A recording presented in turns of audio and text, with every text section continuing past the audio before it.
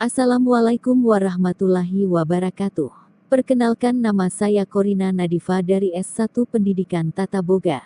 Hari ini saya akan mensimulasikan bagaimana seorang guru memberi materi di kelas, yaitu ragam dan karakteristik sumber belajar.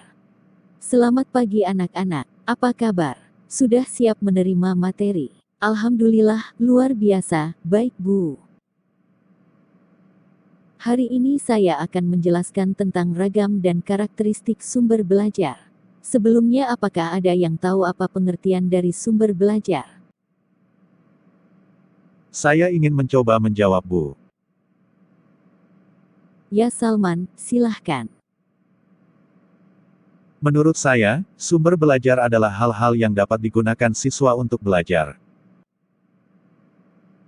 Ya, Salman benar. Sumber belajar menurut Hamalik pada tahun 1989 adalah semua sumber yang dapat dipakai oleh peserta belajar, baik secara individual maupun kelompok, untuk memudahkan terjadinya proses belajar. Saya akan memulai dengan karakteristik yang pertama. Terdapat pada sumber belajar adalah fiksatif, yaitu menggambarkan kemampuan media untuk merekam, menyimpan, melestarikan, dan merekonstruksi suatu peristiwa atau objek yang dapat diurut dan disusun kembali dengan media seperti fotografi, videotape, audiotape, disket komputer, dan film. Kemudian karakteristik yang kedua ialah manipulatif, yaitu kemampuan media untuk mentransformasi suatu objek, kejadian atau proses dalam mengatasi masalah ruang dan waktu. Sebagai contoh, proses larva menjadi kepompong dan kemudian menjadi kupu-kupu dapat disajikan dengan waktu yang lebih singkat, atau dipercepat dengan teknik time-lapse recording. Atau sebaliknya, suatu kejadian dapat diperlambat penayangannya agar diperoleh urut-urutan yang jelas dari kejadian tersebut. Selanjutnya, karakteristik yang ketiga adalah distributif. Karakter ini dapat digambarkan sebagai kemampuan media mentransportasikan objek atau kejadian melalui ruang, dan secara bersamaan kejadian itu disajikan kepada sejumlah besar siswa, di berbagai tempat dengan stimulus pengalaman yang relatif sama mengenai kejadian tersebut. Sampai di sini, apakah semuanya dapat memahami? Bisa, Ibu. Kalau begitu akan saya lanjutkan tentang ragam sumber belajar.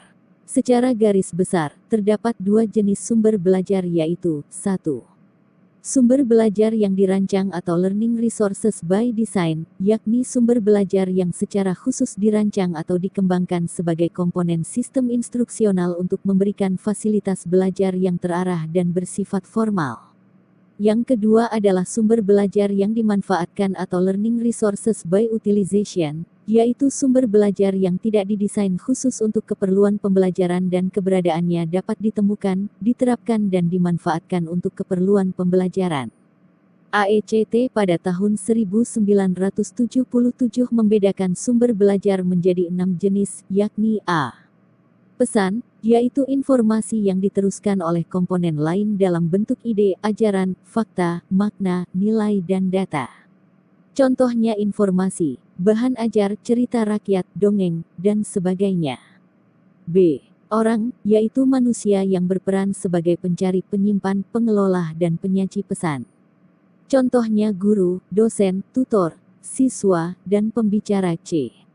Bahan, yaitu sesuatu wujud tertentu yang mengandung ajaran untuk disajikan dengan menggunakan alat atau bahan itu sendiri tanpa alat penunjang apapun. Bahan ini sering disebut sebagai media atau software. Contohnya buku, modul, majalah, bahan pengajaran terprogram, film, dan video. D. Alat, yaitu perangkat yang digunakan untuk menyampaikan pesan tersimpan dalam bahan. Alat ini disebut hardware. Contohnya proyektor slide, proyektor film, dan monitor televisi. E. Teknik, diartikan sebagai prosedur yang runtut untuk menggunakan bahan peralatan orang dan lingkungan belajar secara terkombinasi dan terkoordinir menyampaikan materi pelajaran. Contohnya belajar mandiri, belajar jarak jauh, belajar secara kelompok, dan simulasi. Yang terakhir adalah lingkungan, yaitu situasi di sekitar proses belajar mengajar terjadi, dibedakan menjadi dua macam yaitu lingkungan fisik seperti gedung, sekolah perpustakaan, laboratorium, dan non-fisik seperti tatanan ruang belajar, sistem ventilasi, dan cuaca. Sekian untuk hari ini, apakah ada yang ingin ditanyakan? Belum ada, Ibu. Baik, karena waktunya sudah hampir habis. Sekian materi hari ini. Semoga bermanfaat. Terima kasih. Wassalamualaikum warahmatullahi wabarakatuh dan selamat pagi.